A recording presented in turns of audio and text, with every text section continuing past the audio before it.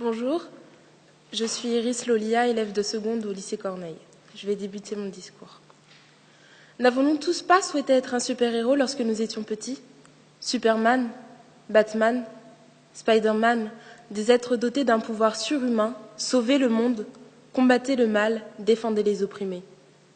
Mais chaque super-héros, aussi puissant, aussi courageux soit-il, avait comme Superman sa kryptonite, qui est une pierre venant de sa propre planète et qui était la seule chose à pouvoir le détruire.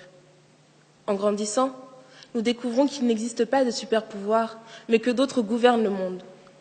Le pouvoir de l'argent et la dictature en sont des exemples, et qu'il est question désormais de personnes au pouvoir.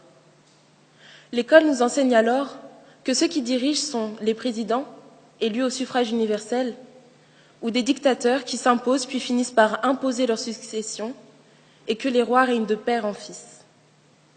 Plus tard, la réalité nous fait face, et les médias font tomber le rideau.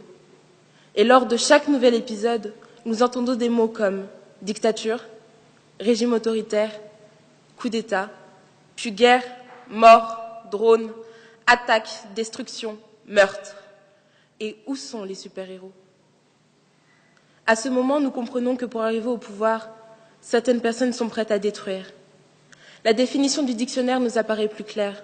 Oui, le pouvoir, c'est l'autorité, la puissance de droit ou de fait, détenue sur quelqu'un ou quelque chose. D'après Platon, la plupart des hommes au pouvoir deviennent des méchants. Mikhail Bulgakov dit que tout pouvoir est une violence exercée sur les gens.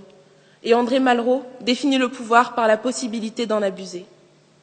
Violence, méchanceté et abus sont les faces cachées du pouvoir. L'image idéaliste de ce qu'était pour moi le pouvoir est désormais effacée. Une obsession est omniprésente et persiste chez toutes ces personnes qui tyrannisent le monde, celle d'arrêter ceux qui seraient nuisibles à leur pouvoir. Ils sont indénombrables. Hitler, Mussolini, Franco, Saddam Hussein, Mobutu, Kadhafi. Mais à quel prix? Leur prix est celui de la mort de centaines de milliers de personnes par jour.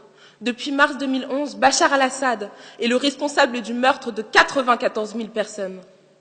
Oh, combien nous sommes chanceux d'avoir grandi dans un pays stable. Cette violence avec laquelle vivent des enfants depuis leur tendre enfance leur permet-elle encore de croire aux super-héros? Mais ces enfants ont-ils déjà rêvé, ne serait-ce en secret, de la paix? Ou l'instinct de survie les contraint-il à être conditionnés par le pouvoir en place? Non. Leur vie n'est même plus basée sur l'espoir qu'un jour, un héros vienne les sauver. On leur a enlevé cette innocence pour la remplacer par de la haine, de la crainte et de la peur. Nous sommes tous tentés de penser comme Aung San Suu Kyi. Ce n'est pas le pouvoir qui corrompt, mais la peur. La peur de perdre le pouvoir pour ceux qui l'exercent et la peur des matraques pour ceux que le pouvoir opprime. La peur serait donc la kryptonite de ces personnes. Ne sont-ils pas motivés par la peur que les rébellions au sein de leur pays affaiblissent leur pouvoir? Faire ressentir la peur à leur peuple est pour eux la seule solution de faire ce qu'ils veulent en limitant les manifestations. D'après Aung San Suu Kyi, peuple assujetti à une loi de fer et conditionné par la crainte a bien du mal à se libérer des souillures débilitantes de la peur. En Corée, Kim Jong-il détient entre 80 000 et 120 000 prisonniers politiques maltraités dans des camps. En 2010, l'ONU a demandé un mandat d'arrêt contre Omar al-Bashir, qui est accusé de génocide au Soudan.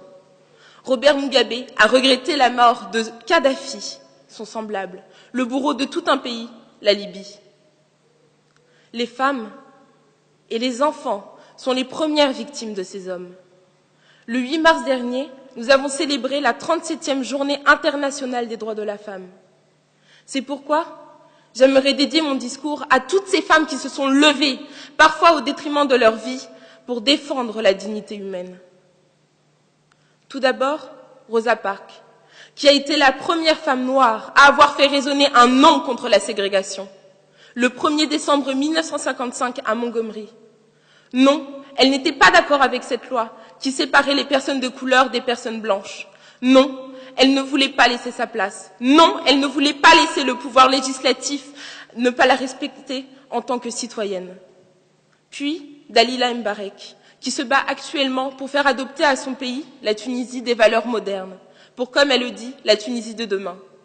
Ces efforts ont été récompensés fin janvier 2014 par l'adoption d'une nouvelle constitution qui met au premier plan le respect des droits de l'homme et du citoyen.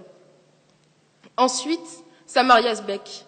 Depuis 2011, elle est réfugiée en France, mais cela ne l'empêche pas d'appeler et d'encourager son peuple à la révolution contre le régime syrien, par le biais d'un blog.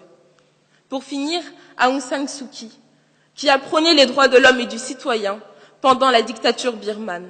Elle a été récompensée en 1991 par le prix Nobel de la paix. Fraternité,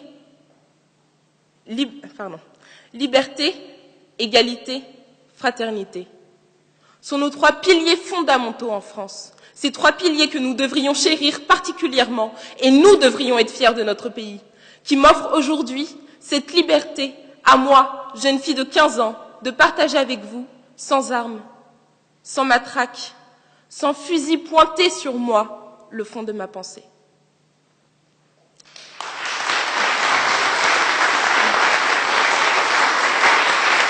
Merci pour votre attention.